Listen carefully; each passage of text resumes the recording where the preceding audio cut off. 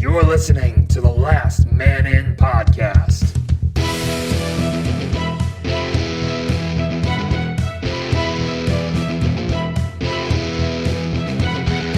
Covering Winnipeg hockey and the NHL. Scheifele dances his way in. Scheifele scores! Blake Wheeler finds the far corner. And the Winnipeg Jets win it in overtime.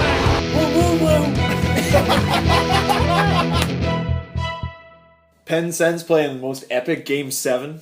Penn's Preds have played 2 games. The Windsor Spitfires are the Memorial Cup champions, and Dylan Strome isn't happy about it. Neither are the rest of the Erie Otters.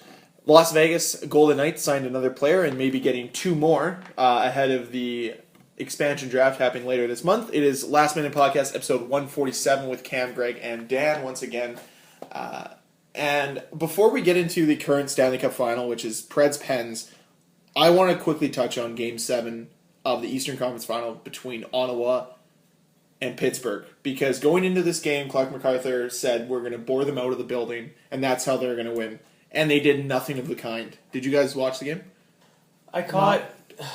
Saying you caught only a part of it is I caught like the third period and then the overtime and a half.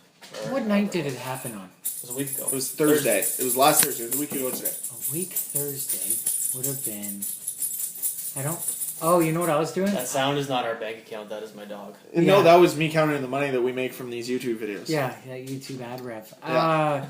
Or lack No, thereof. I was watching the Cleveland Cavaliers basketball game I see what's more because important. I don't like watching. So let me someone tell play you. hockey. Let me tell you about how good of a Game 7 really was. Well, I 'Cause it watched was good. overtime. The part that I saw was quite I good. watched the ones that From- counted. It was I didn't quite watch not the boring. game. It was quite From not boring. basically midway through the second period all the way to the end of the game. So once scoring started, once the first goal went in, it was one of the best hockey games I'd watched all year, and on top of that, one of the best Game 7s that I've watched ever. Like, it was that good, and then the fact that it went all the way into overtime, and legitimately, it was an inch away from Ottawa going on a breakaway to it going into their own net. Because on the goal that was scored, was it Jake Gensel that scored the overtime winner? Chris No, Kunitz. Kunitz. It was Kunitz. Moments before that happened, there was a D-to-D pass that was almost intercepted by an Ottawa forward. I think it was Dzingel, but I don't remember for sure. Was there Dzingel with the puck after the guy took it? No. Then it wasn't Dzingel. Okay. Regardless, he went and tried to get the puck and missed by literally, when you're playing hockey, there's that D-to-D pass, you try to intercept it. I'm sure you guys both know what I'm talking about. And he missed it by an inch. If he takes that, he's gone the other way. That puck's out of the zone. Goal doesn't get scored. Unfortunately, the way the bounces have been going for Pittsburgh all playoffs long, it seems, especially in the Pens-Preds series, puck goes, misses Dzingel's stick. I think it was Dzingel. Correct me if I'm wrong. Misses the Ottawa Senator player's stick, and then ends up on Chris Kunitz's stick after, I think, one pass and then into the back of the net. And that was it for the Ottawa Senators season. And it sent Pittsburgh back onto their second straight Stanley Cup final, which was more than depressing. Why was it More depressing, than Greg? depressing. Because you want the Preds to win? Is that why? No, I like parity in a league. I like when different teams make it, and I don't. If Pittsburgh's in the Stanley Cup final next year, then I'll complain about it. Because right now the NBA's They're in outdoing the NHL. yeah, they're in their back to back to back. They're in the three-peat. So Yeah. the And we'll three see match. who wins. And we'll see who wins that. But see, the parity in the NBA, or the not parity, I don't understand that word. Either way. Parity means it's always something different. Okay. You never know what's going to happen. Well, the NBA, The opposite of the NBA. they play a season to literally just wait for the same two teams. You can name the five or six teams every year that you're like, yep, two of these six teams are going to be in the final every year, pretty much. NHL, there's only the Penguins are one of the teams, but then the Penguins are always there. The Ducks are always in that mix, but they don't make it to the Stanley Cup final. They always make it to the Western Conference final. There's the Kings that were in there for a while, and obviously the Blackhawks. Right, that's the other team. But from really, when you look at the East and you look at the powerhouses of the East, it's basically been the Pittsburgh Penguins for years. Every once in a while, Boston won back in 2011, and that was the last Eastern Conference team to win, other than Pittsburgh, since like 2006. No, Detroit was in the West. Yeah, since Yeah. 2006 with the Hurricanes. Yeah. Oh, that was a bird that ran into the window. That was hilarious. Was it a bird? It was a bird. Either way, what do you mean by 2006? Like, what do you mean? That was the last time other Eastern Conference teams won. There's been three Eastern Conference teams. So the in the Eastern last 11 Conference- years that have won the Stanley Cup. All I'm saying is the Pittsburgh, Eastern Boston, Conference. and Carolina. Because Yeah. Pittsburgh's won 2, potentially 3. Boston won 1. Oh, and the rest are There the West. really hasn't been Yeah. strong teams from the East, is what I'm saying.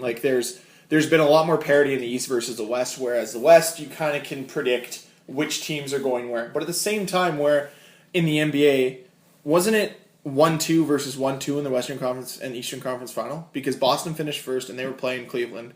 Golden State finished first and they were playing San Antonio, and I think San Antonio finished second. I think there- so.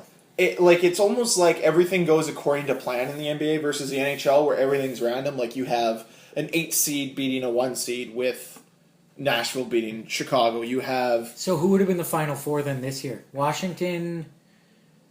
if you're looking at purely, East 1, East 2, West 1, West 2. Who would have been the finals? Probably. it would have been Chicago and Minnesota. No, sorry, wrong division. It would have been Chicago and Anaheim, and it would have been Washington, Pittsburgh, right? nope, because technically it would go by division, right? Yeah, I'll But go by So division. it would be then. Montreal. It would be Montreal, Washington. Okay, but you guys, your argument, you're saying that If you you're just doing don't Parity's better because you have more randomness, right? And I'm not saying there's anything wrong. Pittsburgh's there because they belong there. If you look at Pittsburgh's top 6 or top 9 forwards, there's no team in the league that compares depth-wise to that. It's just everybody works together. There's no 2 better 1-2 centers in the league than Malkin and Crosby. because you have 2 ones. Is what you Well, have. yeah, you do. Yeah,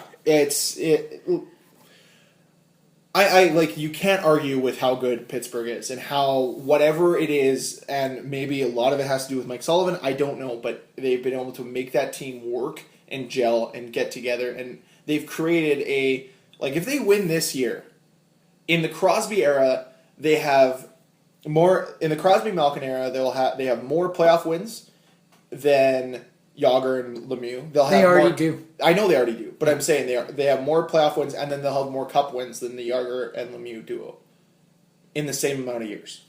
Because Yager and Lemieux played for 11 years together, and Malkin and Crosby are on their 11th year together. Dang. So if you think about that, and just think how 2 players have completely changed that franchise, that is something to behold. At the same time, though, I would rather see other teams be in it every year. I get I that. find it more interesting. Think back to probably some of my most fondly remembered Stanley Cup finals. I have one of them for sure is 2010 with Philadelphia and Chicago. There were 2 teams I'd never seen play in the Stanley Cup final before. Then 2011 you had Vancouver, Boston, 2 other teams I never seen them play before in the Stanley Cup final. And the other one that I actually really enjoyed watching was the Chicago Tampa Bay one, because they were both very good teams. Mm-hmm. And that's I get it. I get it. I mean, there hasn't been a repeat in 20 years. Repeat champ.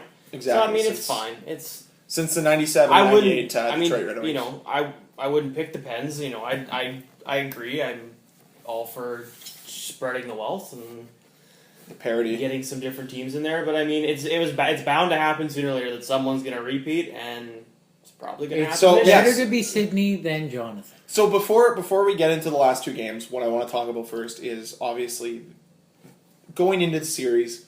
What did you think was the biggest storylines?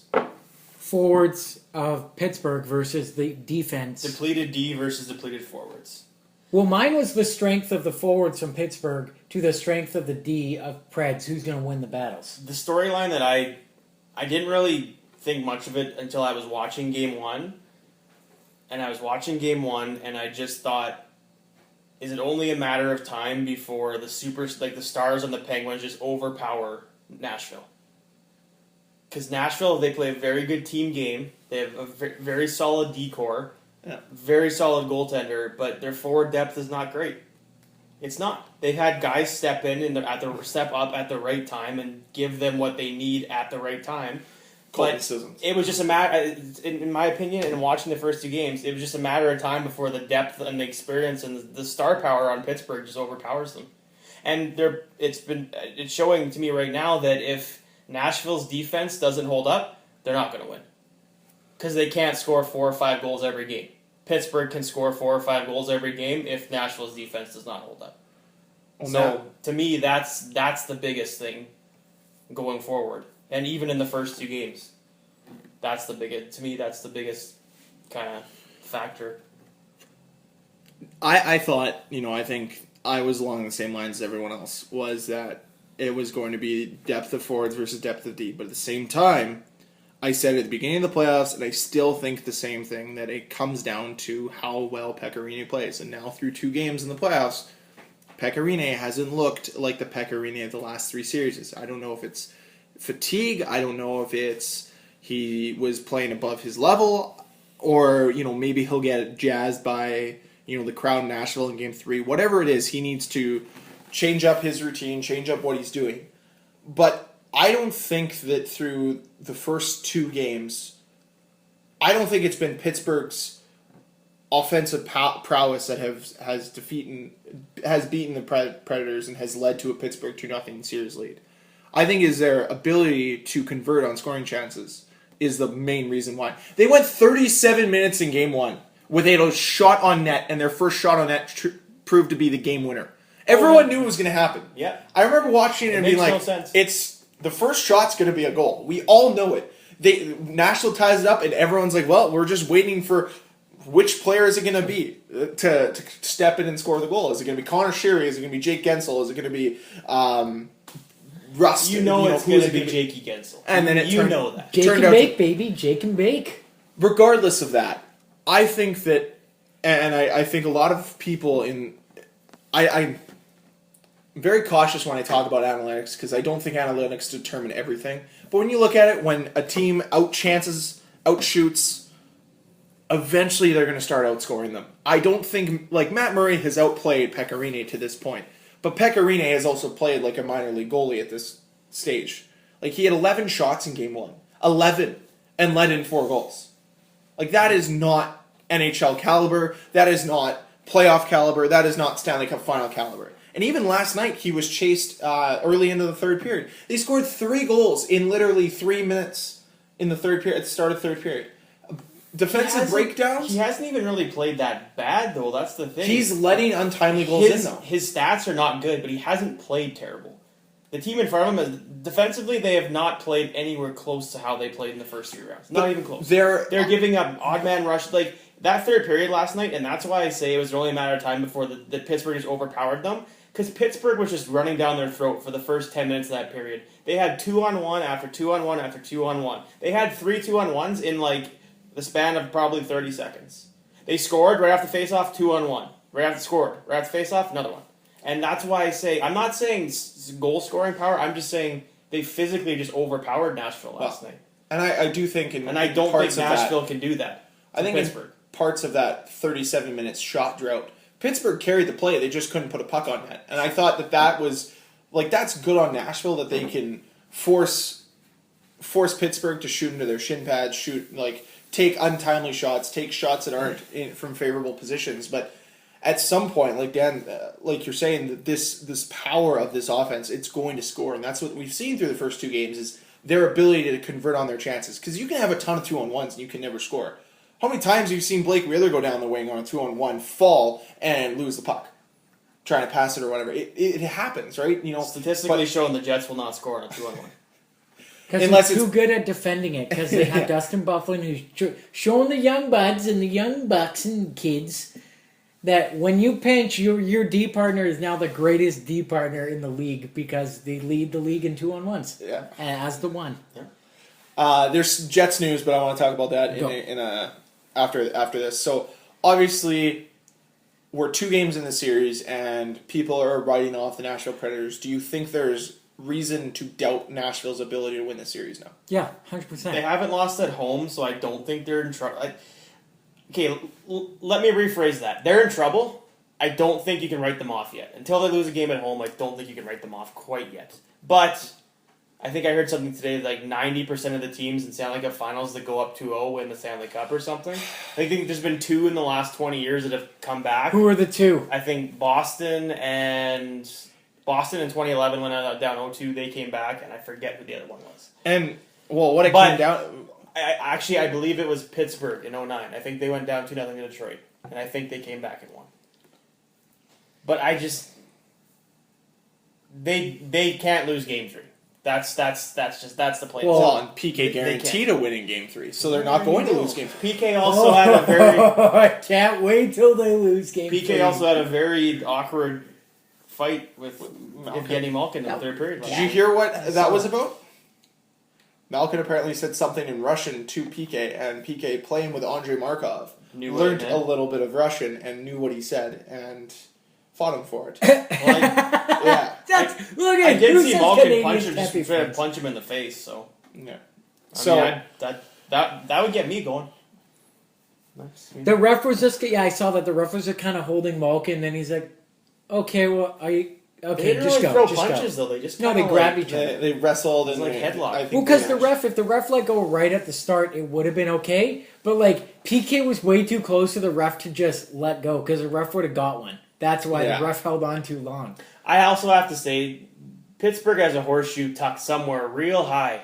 What's because they're getting a lot of bounces right now. Can we also talk about that? Is like Carrie Underwood, who's a very passionate hockey fan because of her husband Mike Fisher, who's the captain of the Nashville Predators, has made some interesting tweets. One of them in particular talking about the disparity between the penalty calls in the series, to the point where a lot of people feel that the refs are favoring penalty calls to the Pittsburgh Penguins over Nashville Predators. So they're calling Nashville on more penalties, calling the game a little bit looser against the Pittsburgh Penguins. But the Pittsburgh Penguins... They ran over Pekka Rinne yesterday and there was no call. It was in the trapezoid. Well, Ryan... They didn't run him over. Sidney Crosby body checked him into the boards. It's different. Because we can't give Sidney Crosby a penalty. Can't. Let's go all the way back. Thanks, Bruce. I need the help. There's been really weak calls both. Okay, Game 1 there was a lot of weak calls on Nashville. Game 2 there were some weak calls on Pittsburgh. So I don't think regardless, I think that reffing is super hard. I think it's tough, especially in this, but there's a precedent that you have to set. And when you're saying that you're allowed to knock over a goalie, like that is called 100% of the time, even when it's not even close, and a goalie can trip on his own net, that gets called. But you look at the calls that Pittsburgh has gotten all playoffs long, it's very clear that there's a horseshoe somewhere up their ass. I don't think it's the refs saying, making a bias in their own head. I think it's just there's luck on Pittsburgh's side. Look at the Nick Bonino high stick against Washington, where it didn't even hit him anywhere near the face, and he locked his head back. Most of the time, that doesn't get called. We've seen high sticks get missed all the time. We all play hockey. High sticks get missed all the time. No, that one gets called. That's just... You can call it bad reffing. It's being lucky, and that's what they've been able to do. And when they get lucky, they're able to capitalize on their opportunities. And then you look at Nashville, who get unlucky, like the disallowed goal in Game 1. And I have to say something about that. And I wanted to talk about that because I need to talk about that because I understand why they're doing the reviews, and I get it. For the ones that are blatantly obvious, it makes sense. But it's the ones where it's like, is the point of the guy's toe blade down before the puck goes over the line? Or last night, there's maybe a quarter of the puck is not quite over the blue line as the guy's blade just goes over the blue line. And they just kill all the momentum in a game looking at this when there's no way a ref's going to catch that in real time. There's no way. And I get that they bring it back, but the little ones like that, it honestly bothers me. The ones that are blatantly obvious, I get. And I get that you can't pick and choose which ones you can review. And that's just the way it is. Wow. But someone tell me in Game 1 how they could clearly tell that foot was up. Because you could not clearly tell the foot was up. It sure looked like that foot came up, but you did not have concrete evidence that foot was up. And it was called a goal on the ice. But you tell me it looked like it was, but it has. But you need to know. You aren't sure. You have to be 100% sure. It has to be. They concrete. had shadow of a doubt, obviously. No, so they didn't. So tell me how they make that call. Because that's all they made it. That just happened. But I just want to hop on Dan's idea for a sec about you're saying there's no way a ref is going to see that. Just let the human error factor come into play. I'm fine with that because soccer only recently, the last at the last World Cup, so like 3 years ago at this point, they brought in reviews, but only on goal reviews. So otherwise, like offside calls, that's ref error, and they allow that, and the game flows way better if you do that. You look at the NFL, and I believe the CFL does it as well. And every single scoring play, they have a replay that goes through, and there's no challenges. It's just a replay that goes through. And I think that the NHL, like Bettman has come out and said the offside review is working as he wants it to work. I don't think that's true. I think that that's him covering his ass, because I ref for 7 years of hockey. Have I made my bad calls? For sure. Have I missed calls? 100%. I don't think there's a ref on the planet that would have been able to catch that skate just coming off the ice. I think that right now there's definitely a narrative or a group of people that want to change some of the rules in hockey, want to change and evolve the game.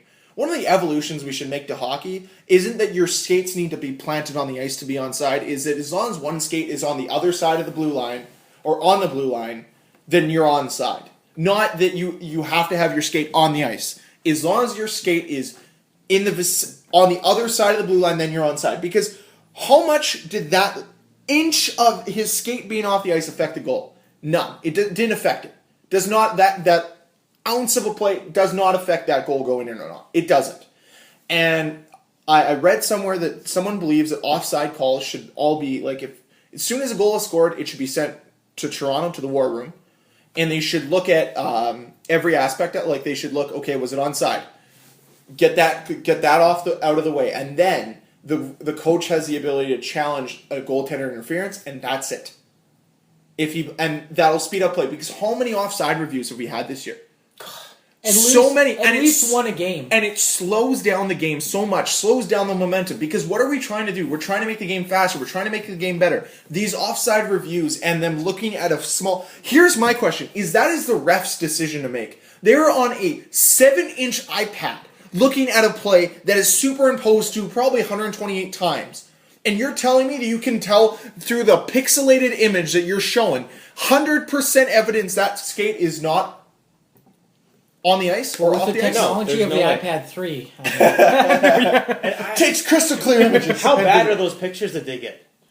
They're also talking to the guy up top who's talking to Toronto. But they make the decision. The ref makes that decision, I'm pretty sure. Probably. I read something that there's 5 people in the war room that look at it and they vote on it. Yeah. And if they all aren't sure, then they leave it up to the ref. If they aren't sure, then they leave it up to the ref. And I think that's one of those moments where you're not sure. Like, even looking at it now, I don't know.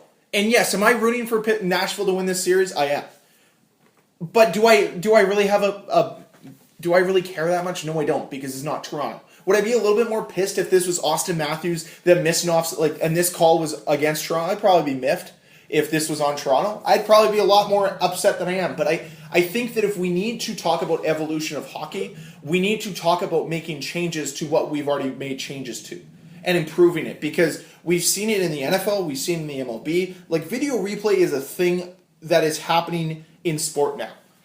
We're trying to take human error out of hockey, and we're trying to take it out of sport, and I think that sport is better when there's a little bit of human error, but at the same time, we should be able to correct some of the really bad human error. Like the Matt Duchene goal, there shouldn't be a coach having to spend a challenge and potentially missing a timeout on that Matt Duchene goal from a couple years ago, where he was offside by literally 5 feet and got the pass and scored a goal. That should be sent to Toronto. They should say no goal.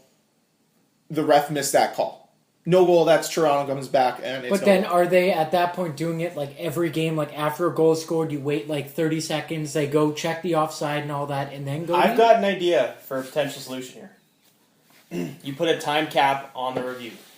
Doesn't matter. Like they put a time cap on all the reviews. You challenge the play. Say they get 3 minutes. The refs get 3 minutes to look at it. So long.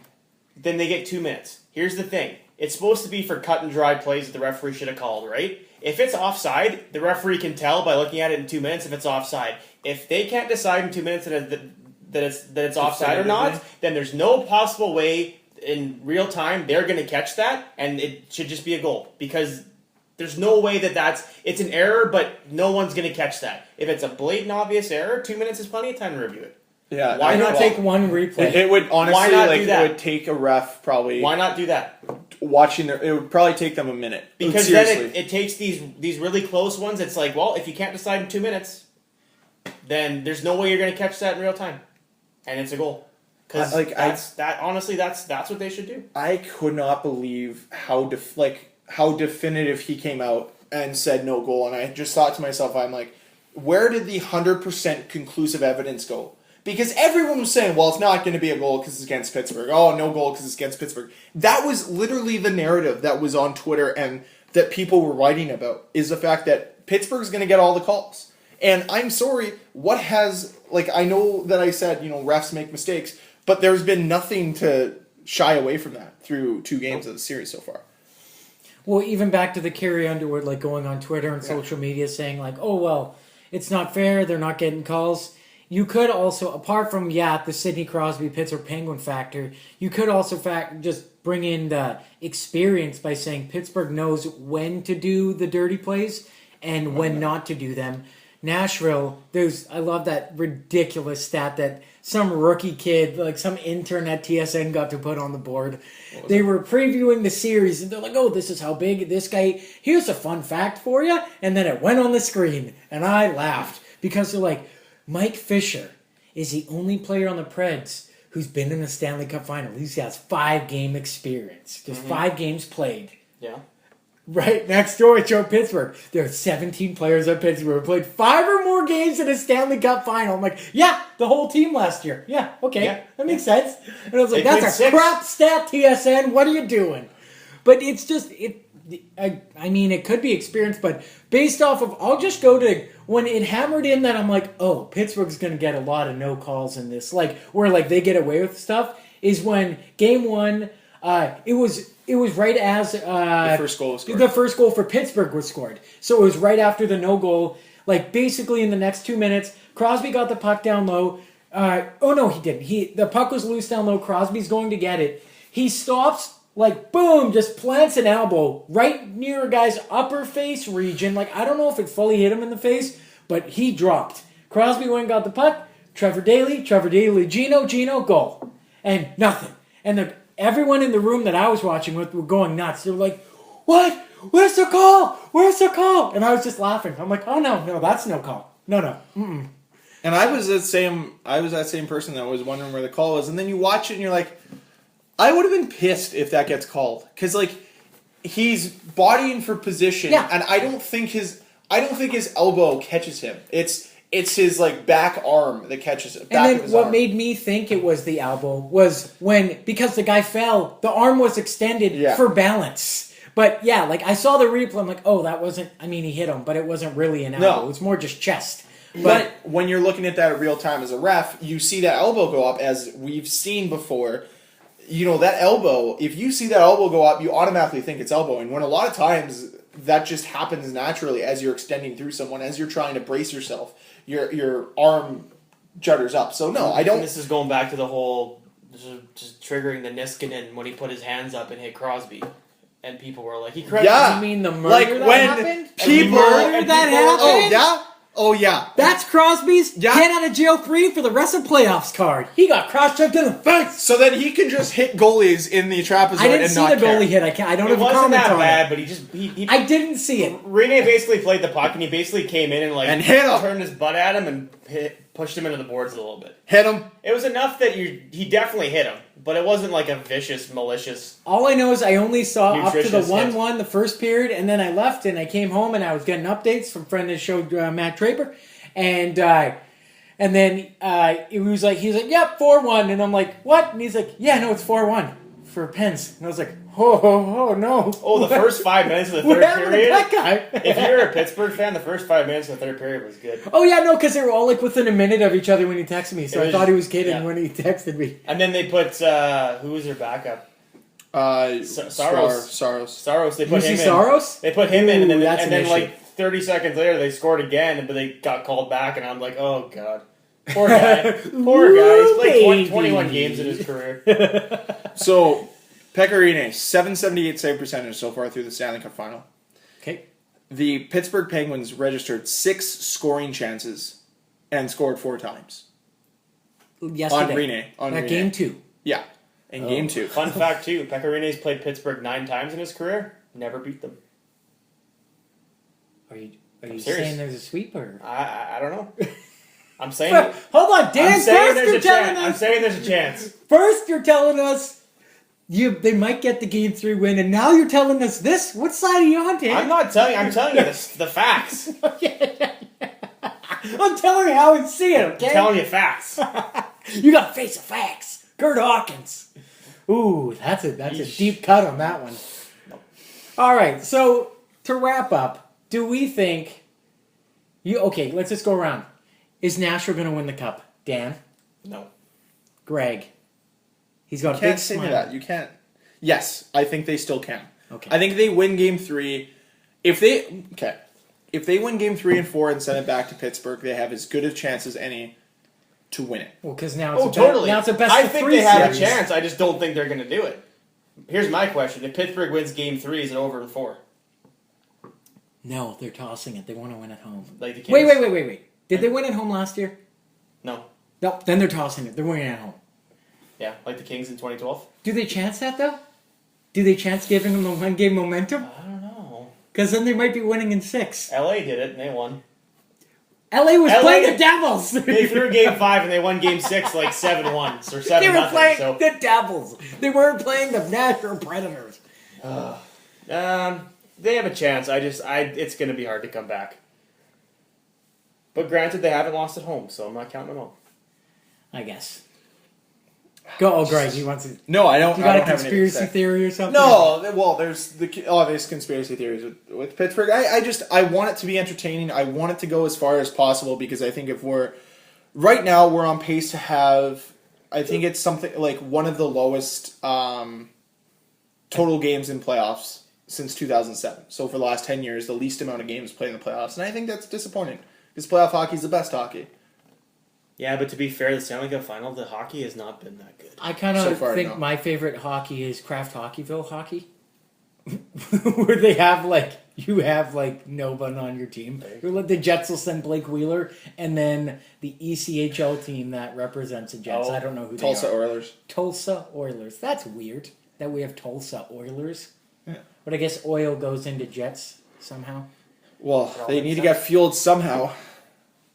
Do Jets use oil or gas? Gas is oil, Cam. Is it? Mm-hmm. The more you know. That's what I learned today. Yeah, you have to refine oil to I didn't pay turn it attention into that much. petroleum. No, this is common sense stuff. I just didn't know that. Yeah, just telling you. You're learning. You're learning today. That's what I Not learned. only are we a sports podcast, we're also a fact of the day We're a knowledge podcast. podcast. Yeah. The gasoline/petroleum comes from oil. That's where Who you- would have ever known that Hold the on. fight for oil would be a fight for gasoline?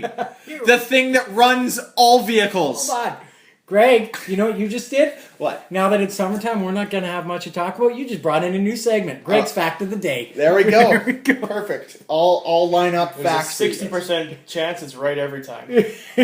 Sex Panthers, 6% of the time it works every Every time. time. All right, you mentioned... Speaking of a team that works every time, a method that has worked for years and years, the Memorial Cup, where 3 champions of 3 different leagues play against each other, against a host city, of course, who may or may not get a month off in between Who games. bends everybody over and Exactly. shows in the 50 states.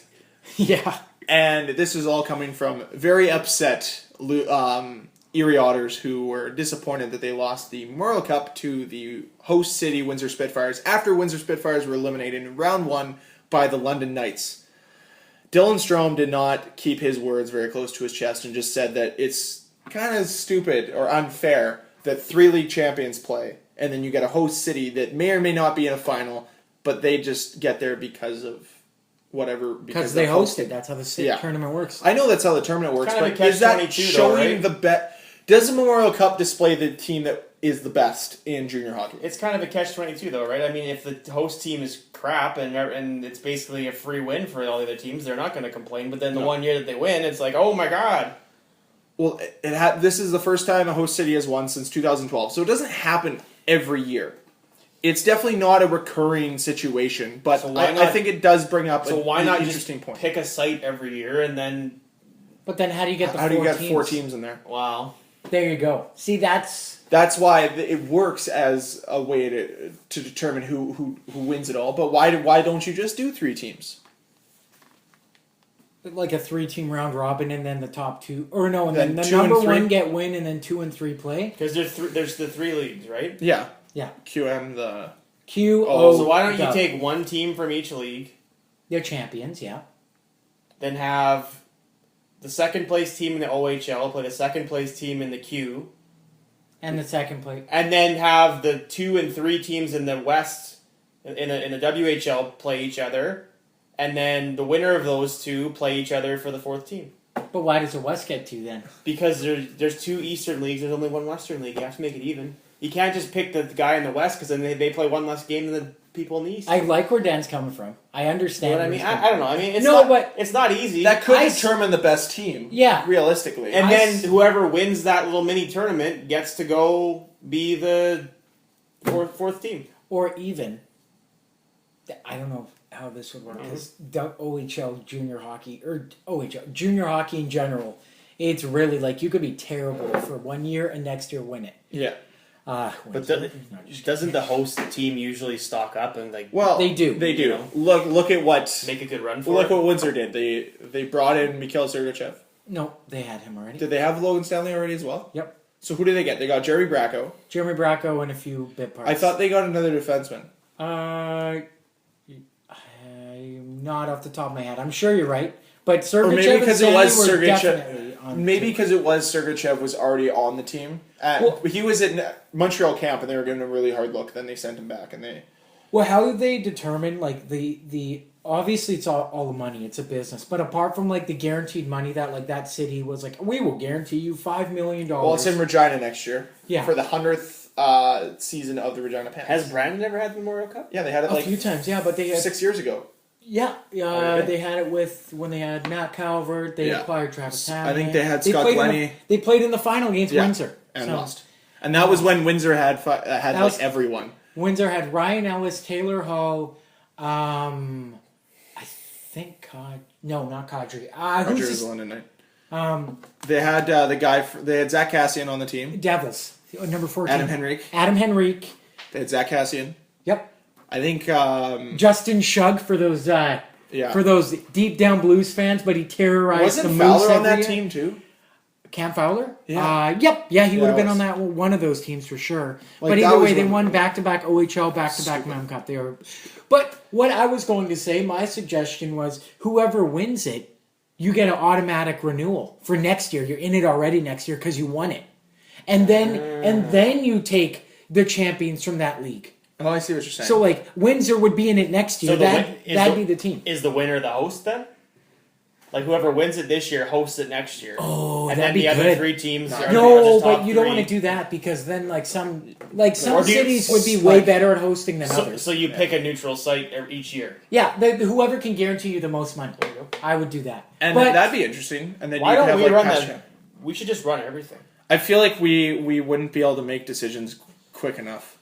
Regardless, the reason why I wanted to bring up the Memorial Cup. well, wait, before you go, Oh. I just want to say I'm with Dylan Strom. I don't like when the host team wins because unless they earn their way there, I don't like it. Especially the way that Windsor did it, where they got knocked out in the first round. That's like the year I forget what year, 2013-14, where the Saskatoon Blades were hosting it. New arena. They had like issues selling tickets. They almost like there was debate on pulling the Memorial Cup away from Saskatoon because it was doing so bad. They got swept in the first round, and they hosted, and I think they scored like maybe 4 goals all tournament. Like it was terrible. But anyways, back to you, Greg. Memorial Cup. Well, was because after the Memorial Cup happened, the Memorial Cup MVP was Dylan Strome. However, as we've seen many times before, when a team wins a championship, the classic shot is always to get the camera shot of the losing team's bench. Did you see this by any chance? So I the cameraman definitely is saw on the it. ice, and he is panning across the Erie Otters bench, and all of a panning, sudden, that's a light word. He showed 3 defensemen, and then this happened. He was going right to left on the bench. He went by 3 players, and then then- you see the goalie behind the 3rd defenseman, okay? We'll set the scene. and then as the goalie kind of looks up, grabs his stick and launches it at the camera. Harpoons it at the camera guy. And it hits the camera and bounces off the camera, and then you didn't see that camera angle. you didn't see it again. They were not impressed, and I understand it's a tough shot, but one of my favorite stories I've ever heard was from Steve Dangle, and he talks about Team Canada after they lost to the Russians in the World Juniors. I think it was 2013 where Canada had the 3-0 lead or whatever after the third period. Jeez. Or after the second period and then went into the third period. And he just said that like it was hard to interview guys because they were so emotional about losing that because it's such a big deal. You're so young. Yeah. Like you haven't. Sure, they have media training, but it's like when you're a teenager, even you know what I'm gonna say before you're 25, really. Even though all of us are 25, but like we know what to say and what not to say, where people are gonna provoke us or not provoke us in questions for the most part. I'd say under the age of, I'll say 23, like your emotions can still get the best of you. Like obviously they get, even when you're older it can, but like these kids, like some of these kids, it was their first time like on national television. Like, I mean, obviously playoffs are, but yeah, you could tell that. Oh, World Juniors, it's so big. Like I wouldn't want to be the interviewer for if Canada loses or US either. Well, and you have to know how to be.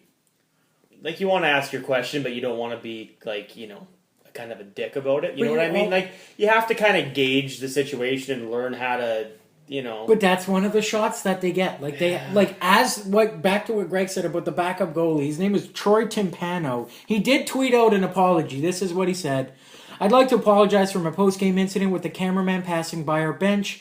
My emotions got the best of me, and I regret my reactions towards the camera. Certainly not in my character to do something like this. Again, my sincere apologies. Standard apology. I don't know, man. I'll give him the benefit of the doubt by saying he's young, but I mean, if you're doing it now, he's a player who you're probably not going to want to interview if he ends up. I don't know if he's drafted or not, but like if he's doing it now, what's going to stop him in the NHL, right? Like obviously, like he's a crazy man. He did one thing once. Let's get after him. I'm not saying that at all, but I mean they're young. I've never been in a situation like that where I've lost and someone is just shoving a camera in my face. Not necessarily in his face, but I mean, that's one of the shots. Like you just have to get the losing shot because then say hypothetically if Erie goes on a run next year, you show those shots and then it's like that you set the tone, you have sepia tone. See, I hate that excuse of them. Oh, well, they're just doing their job. Like the media, but that's part of it. Like you have to understand. To a point, they're doing their job, but there's a point when you're doing your job and you're just like you're not doing your job professionally and respectfully. But that's every I get that they have to shove a camera in your face. Like he wasn't even that. Do you remember the? I'm just saying. That's why I'm saying if you're a reporter, like that whole he's doing his job, that doesn't mean they get to do whatever they want. That does not mean they get to do whatever they want. No. They're the most powerful people in sports because they can write something, it doesn't matter how true it is or if it's total crap, and people bite onto it because it came from the mouth of a reporter. The hot dog thing is still apparent, even though that it's not really that true. I mean, granted, it's turned more into a meme now than anything else, but that started a whirlwind. I'm just saying, there's a point when doing your job, you have to be doing your job the right way. But do you remember that commercial back in 2008? And it was of the Pittsburgh Penguins, and what you have is you have Sidney Crosby. You have the Pittsburgh Penguins after they lose the Stanley Cup to the Detroit Red Wings, and then you have Sidney Crosby emerge out of the picture and says, "I never want to be in this situation again." And then the next year they win, and that was the commercial, and it was like I think it was for Gatorade or something like that, but they used that. That shot in that time, like I think if you're away from the team, if you're not shoving a camera in someone's face after they lose, I think that's being respectful. If you're using a padding shot from a TV camera, and that's the still shot you want to use as saying, they lost, that's fine. I think shoving a camera in someone's face after they lost, we all handle emotion differently. We all handle defeat. We all handle criticism. Everyone does it differently. Some people use anger. Some people use coping mechanisms, whatever it might be. But shoving a camera in an 18-year-old's face after they just lost the championship they had fought so hard for the last... National championship, too. For the last 10 years. To a team who didn't earn their way in. They bought their way in. Yeah, as blunt and business-wise, they bought their way in. It's almost like as bad as it sounds, it's almost like there's a bidding war every year for the Super Bowl, and it becomes a 3-team tournament. And because the San Francisco 49ers bought the Super Bowl this year, they get to put a team in. And let's say this other team had to go through the grind of the playoffs, play in a championship game just for the right to play against the 49ers in the Super Bowl because the 49ers bought a chance to play in. But also, just to clear up for Memorial Cup, not only is it about like the money guarantee, but it's also they do look at your roster and like I'll just use again like Saskatoon. They traded away a lot of key pieces to get key pieces that didn't help them. Like Cody Eakin, right? Was Cody Eakin there? On Saskatoon? No. Oh, Michael Furland was, so he turned into something pretty good for Brandon. Brandon. But he was a rookie at the time when he got, or second. But wasn't Cody Eakin in Saskatoon when they hosted it? No, he only ever played for Kootenay Ice. All That's where I think it was. But he did play in the Memorial Cup because his dad fought or took a swing at, who's the guy with the big glasses? Doug McLean. He took Kiprios. It was Kiprios. There's a story of Cody Eakin's dad taking a swing at Kiprios at Memorial Cup.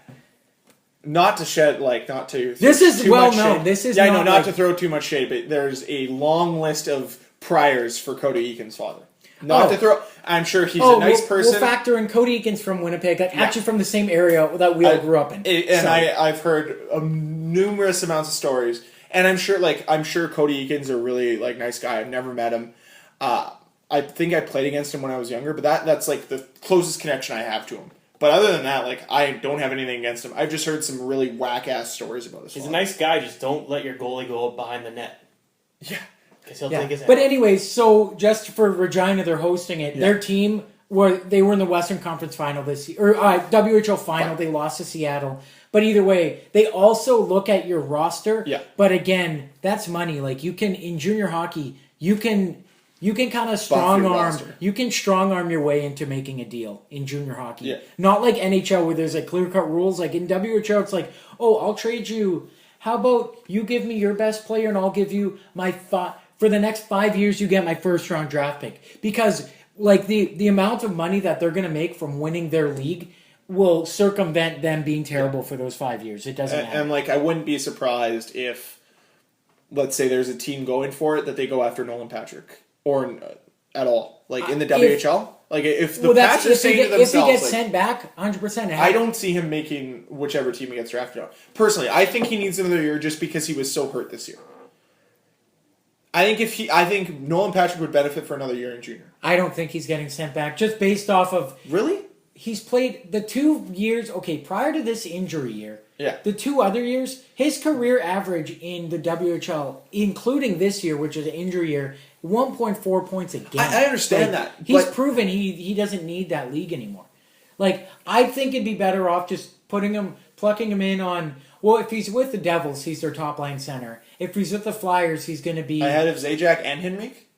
What's that? Ahead of Zajac and Henrique. I stand corrected. Then he'll be third line on both teams. Third line on both teams, but behind Couturier and Giroux on Philly. Yeah, but see, if he goes to Philly, it's going to be Couturier number 2. Don't do it. Turn him to a winger. I think I want Heishier now. I don't know. I think if I'm drafting first overall, I'm picking Nico Heishier right now. No, but see, Devils, they're probably going to want. Okay, we're going off topic here. Yeah. To answer your question, I don't send him back. I send him back? I send Heishier back. I don't send Patrick back. Oh, I stand corrected. Heishier can't. It was understood that he was on loan from the Swiss league. He wasn't. He came over, so you have to send him back. He can't go to. He's not AHL exempt like the Nylanders were. Okay. Yeah. Just a quick little thing. The leading scorers of the recent Memorial Cup winners. Leading scorers for those winners. 2017, Jeremy Bracco, Windsor, Toronto Maple Leaf property. 2016, Mitch Marner, London Knights, Toronto Maple Leaf property. 2015, Tobias Lindbergh, Oshawa Generals, Toronto Maple Leaf property. So last 3 winners. How many did Bracco have? I don't know. But he was the leading scorer for that team. Oh, okay. Not for the tournament. Not for the tournament. Because I'm looking, I have the stats. And Dylan Strome, demolished. How many points? He had 7 goals, 4 assists in 5 games for 11 points. Pretty good. Taylor Radish had the same, but just not same breakdown of goals. Is Taylor Radish drafted? Of course he is. Who do you think he's drafted by, Greg? Chicago? No. Pittsburgh? Come on, buddy. They're already incredible. They're already very good. Minnesota? Their captain can break his leg twice and still be amazing. Oh, Tampa. Of course. Fucking Tampa Bay. Hold on. So the MVP of the tournament was Strome. Goalie was Michael DiPietro. By the way, he I was don't know who's fantastic. Is he drafted? I don't know, but he was Oh fantastic. no, he's not when he drafted. He's draft eligible. was- he was fantastic when I was watching. Sportsman-like player, Anthony Cirelli. Who would he be drafted by, Graham? Oh, Tampa Bay. of course. Yeah, because Tampa has all the draft picks. And who else did Tampa have this year in the World Championships that looked amazing? Oh, would that be Braden Point? That would be Braden Point. Yeah. Fuck so that's when Tampa. they're like when the NHL expansion draft happens, they're gonna be like, you know what? You can have Tyler Johnson. It's fine. We have Tyler Johnson. His name's Braden Point. Yeah. Oh, you know what? We have another one, Anthony Cirelli. They actually have probably the most power right now to make... Like, legitimately, I didn't realize their prospect pool is as deep as it was. And then you watch the Syracuse Crunch, who is their affiliate in the AHL, and the Syracuse Crunch team is disgusting. Never mind the team that is fucking... They could make another team of just players they have playing in junior hockey right now. It's Syracuse nuts. Crunch, weak logo. Weak. Terrible. Logo. They could make a way It's better like a logo. knockoff Superman, but with no fit. Like, it's just like, like a... And he throws a fist Okay, you out, know, and like- it's his crunch. like Fist. the Robax That's not what commercials. their logo used to be when they were in the. Yeah, they just be different. What was the one that looked like Toucan Sam on it? Norfolk Admirals. It That used was to be the one. They were sweet. Their jerseys were so bad. Regardless, Tampa Yeah. Bay is going to be a very strong team. Yeah. Toronto having a lot of prospects still. What were you going to say? Before we leave junior No. hockey, Dave Lowry, father to... What's the Lowry? Adam Lowry? Adam Lowry. Wow. Dave Lowry, father to Adam, was the head coach of the Victoria Royals. Yeah. He is now a assistant coach of the LA Kings. Another story about a coach no longer with the team, Paul McLean.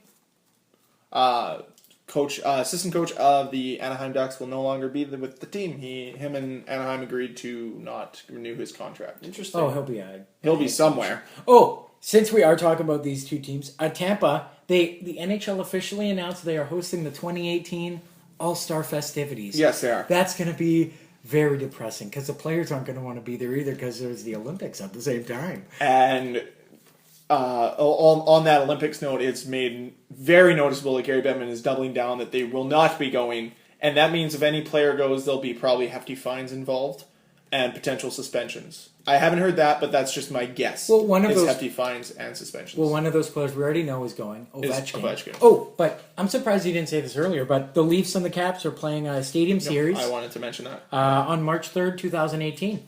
So that should be fun. Yeah, it would have been really cool if we had the Olympics and then we got back to that. Come back to that would have been cool. But this is the first of many appreciation of veterans games that they're going to be doing like this. Oh yeah, because it's I'm Army Navy type deal. Yeah, outdoor games should be restricted to let's do 3 a year. Let's do a Heritage Classic, a Winter Classic, and a game like this. And if we only have 3 a year, I can live with that. How many do we have next year? I we know think There's one we in have the Ottawa. Winter Classic. We have the one in Ottawa. That's a Heritage is the Ottawa, right? Yeah. Yeah. Ottawa and who? Montreal. I think. Oh, that's for sure Heritage then. And then Winter Classic is New York, Buffalo. New York Buffalo, which could be really good if Buffalo gets better. City Field. And then Yeah. we have this one. So we have 3 for sure. But I would not be surprised if Las Vegas is in one. Okay, just speaking of City Field, it's not even really related.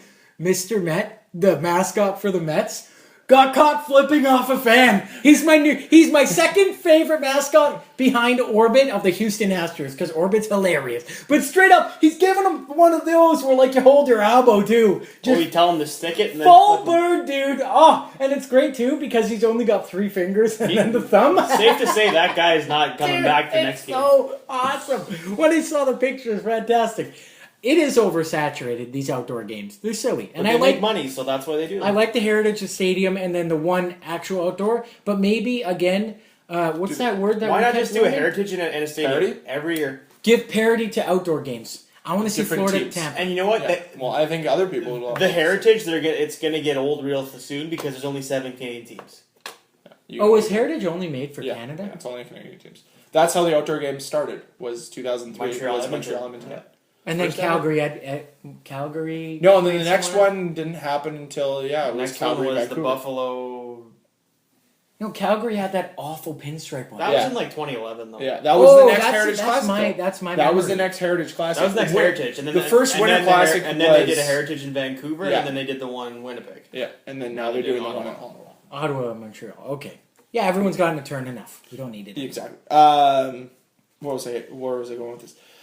Quick note about stadiums and arenas. The Winnipeg Jets are no longer be playing inside the MTS Center. They are now playing under the Bell MTS Place because MTS was a telecommunications business that was owned and operated in Manitoba. Now Bell has bought them for a significant amount of money, and they're naming it Bell MTS Place, not Bell MTS Center, because there's already a Bell Center, which is located in Montreal, and it caused a stir in Winnipeg, which really, at the end of the day, doesn't matter.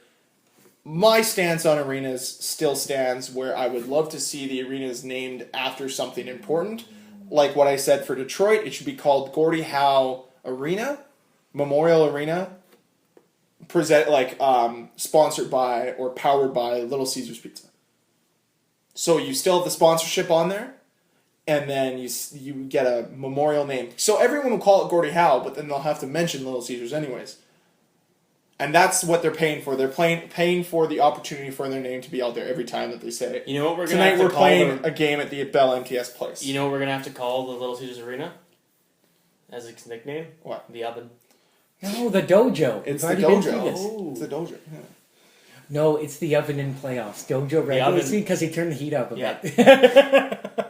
they'll be back in the playoff next year. We all know it is happening again. At the end of the day, a name is a name.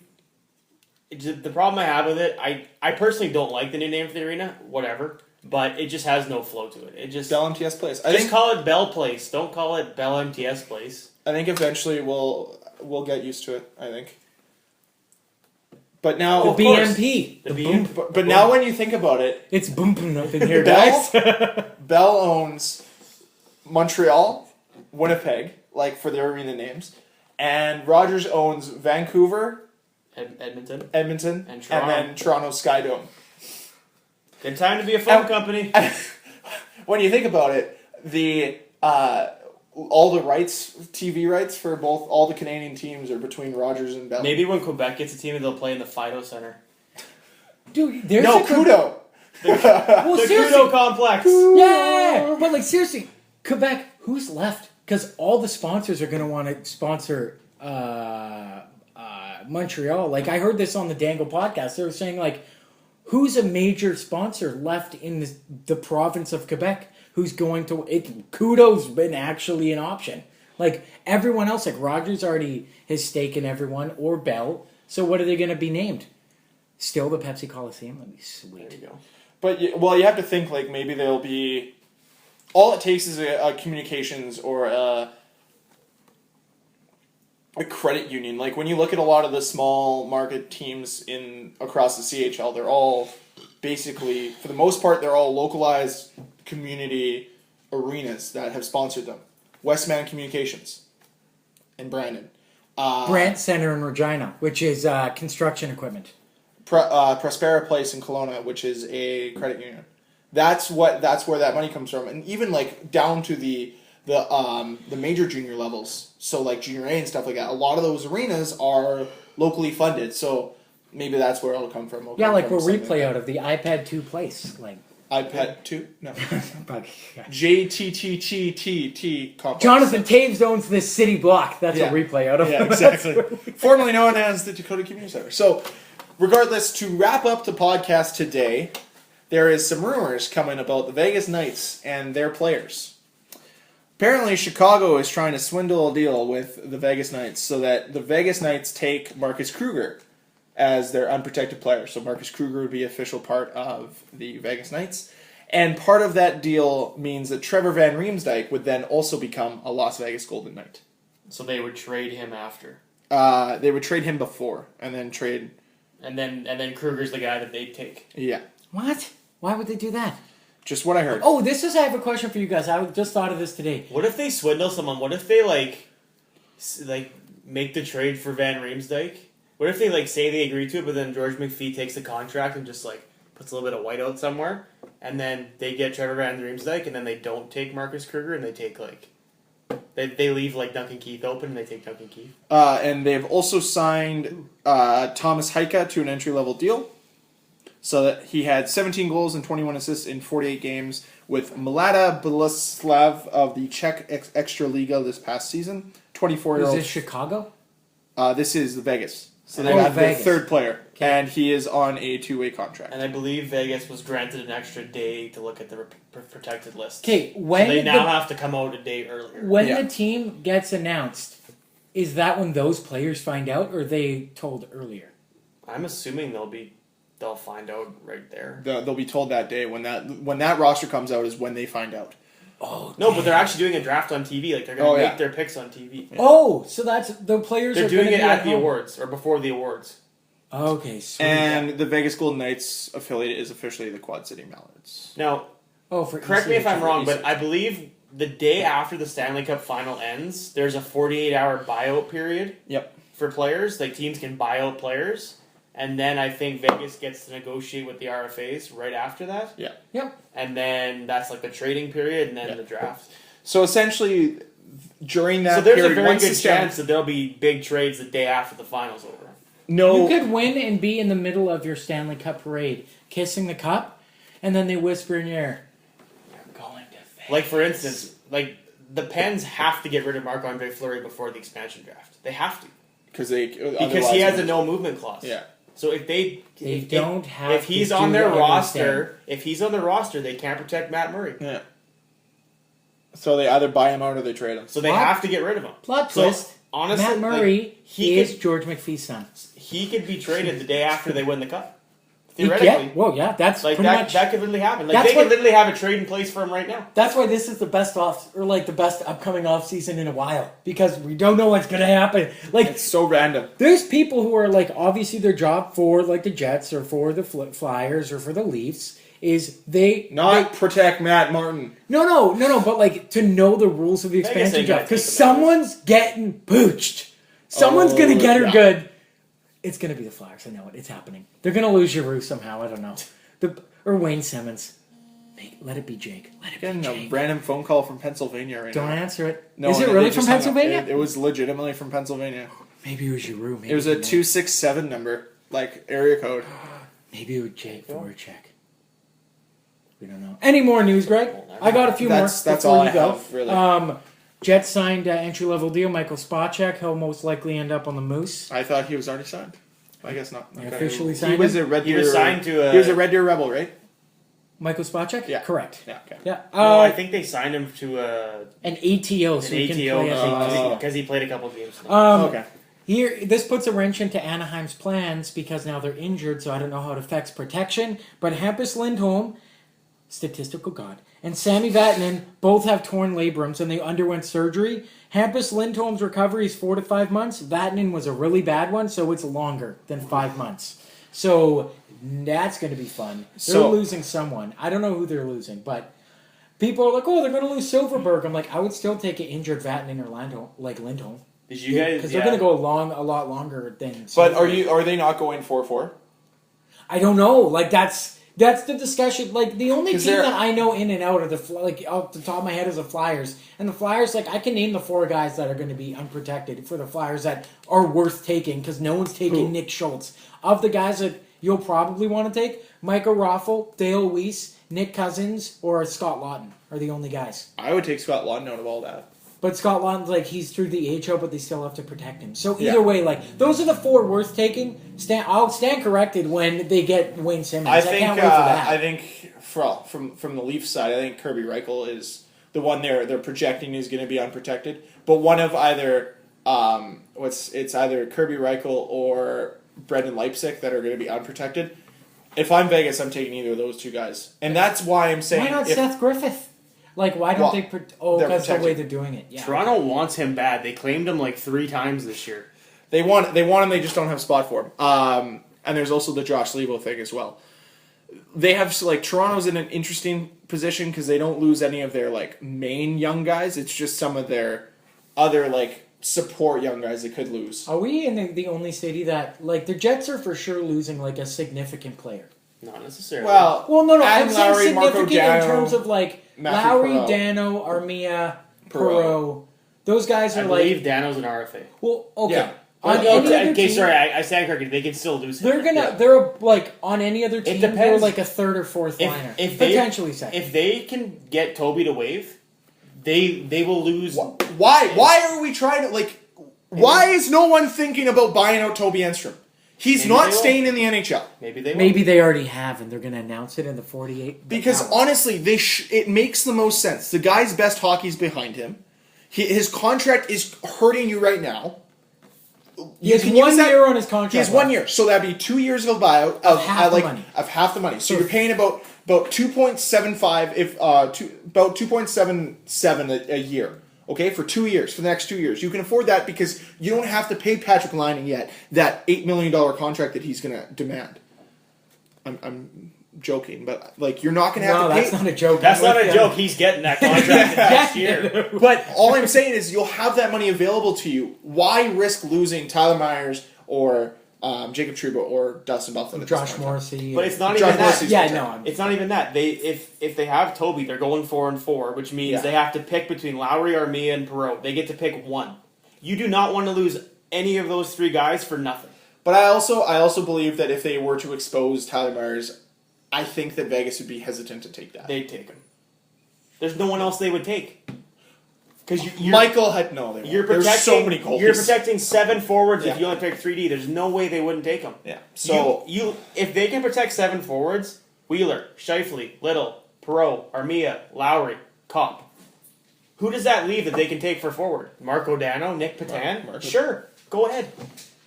they would probably take Dano. That's in a perfect You're world. they have to. It's either you trade Toby, or he waives no trade, or you buy him up. What There's we're no. You can't afford to lose Matthew Perreault for nothing. You What can't. If you're not going to protect him, you trade him. What we're Because gonna, you can't lose a 40 point scorer for nothing. what we're gonna find out this offseason. You can replace him with someone else, but you can't give him away for getting nothing back. I'd be okay with losing Perot for nothing. What we're gonna me too. Would you give Tyler Bozak away for nothing? No, you wouldn't. No, because he's. But that's not a comparable player. Second line center. Matthew Perreault's been the second Well, line Tyler center. Bozak actually plays more than 50 games in a year. And he Yeah. puts up points. I'm just saying. Okay, but no, what I'm gonna say is that we're gonna find You out wouldn't give up a 40 point scorer for nothing. if we You would trade him for something. You wouldn't give him away. if the That's Jets stupid. the Jets have never bought someone out. So if they don't buy out Toby, their nose is too high in the air because they just don't want to admit that maybe the 5-year deal wasn't totally like that's admitting when you buy someone out, that's admitting that you were wrong. Like you bet That's fine, and you but, made like, the wrong bet. At the end of the day, it doesn't matter if you're right or wrong. It matters what's good for the future of your hockey team. Oh, of course, and that's what we're also And, going like, to find out to see where Everything they I stand. hear about Toby is they say, "Oh, but he's such a good guy in the room. They like him so much." At some point, that shouldn't even matter. And that's Hire the him as a same. scout. That's the same thing with. That's what's why happening your team hasn't made the playoffs 5 of the 6 years you've been here because you worry more about who you like than who's performing for you on the ice. I'm sorry, but that's just the truth of it. Other teams have bought out players and they've admitted that they made a mistake. Well, look at the Ilya Brizgalov situation. Mike Rick Richards got DiPietro. bought out. Brizgalov, Brad Richards got bought out. See, There's been Mike so Richards' many buyout guys. was a little different, though. But there's been so many contracts. Yeah, that people. got bought out. It's a fact of it's a business. It's more how it works. accepted now than it was 5 years ago. Yeah, but the Jets are still like new to the game, so we'll find out how they do. All right, Craig, send us home. No, all I was going to say is the same argument is being made with Matt Martin. Is everyone feels that the Leafs should protect Matt Martin so they don't lose him? I'm sorry, Vegas is not taking Matt Martin for 3 years at 2.5 a year. They're not. So you can leave him unprotected and keep one of your guys. And if you lose Matt Martin, oh shucks, you lost a guy that only put up 9 points last year for $2.5 million. You lost your enforcer. Regardless, Who's going to protect the kids? oh God, he didn't even protect them. He didn't need to. They can protect themselves. Just good. They're fantastic. They didn't know that at the beginning of the year, though. Regardless, if you like the podcast, you want to take the podcast on the go with you, check us out on Google Play. Check us out on YouTube. You can subscribe to us there. You can comment, leave a comment there. Check us out on email, lastminutepodcast, lastminutepc@gmail.com, as well as follow us on Twitter, lastminutepc. That's where you can find us.